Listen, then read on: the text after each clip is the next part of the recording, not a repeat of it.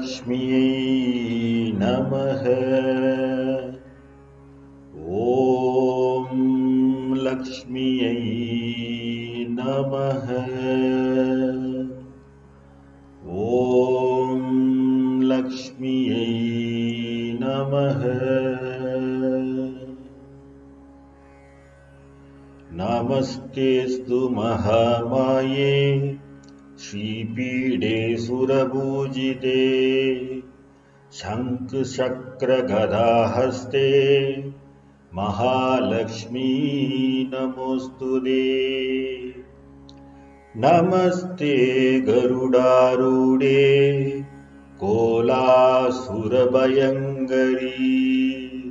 सर्वपापहरे देवी महालक्ष्मी नमोऽस्तुते।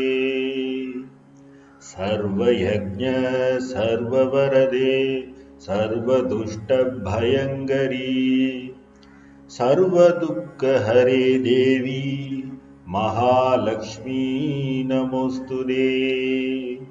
सिद्धिबुद्धिप्रदे देवी भुक्तिमुक्तिप्रदायिनी मन्त्रमूर्ते सदा देवी महालक्ष्मी नमोऽस्तुते। आद्यन्तरहिते देवी आदिशक्ति महेश्वरी योगनायोगसम्भू देवी महालक्ष्मी नमोऽस्तुते। स्थूलसूक्ष्ममहारौद्रे महाशक्ति महोदरे महापापहरे देवी महालक्ष्मी नमोऽस्तुते।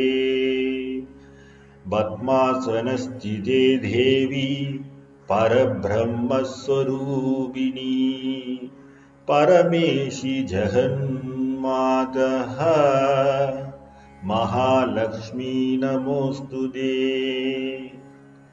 स्वेदाम्बरधरे देवी ज्ञानालङ्कारभूषिते जगत्स्थिते जगन्मातः महालक्ष्मी नमोऽस्तुते। महालक्ष्मी नमोऽस्तुते।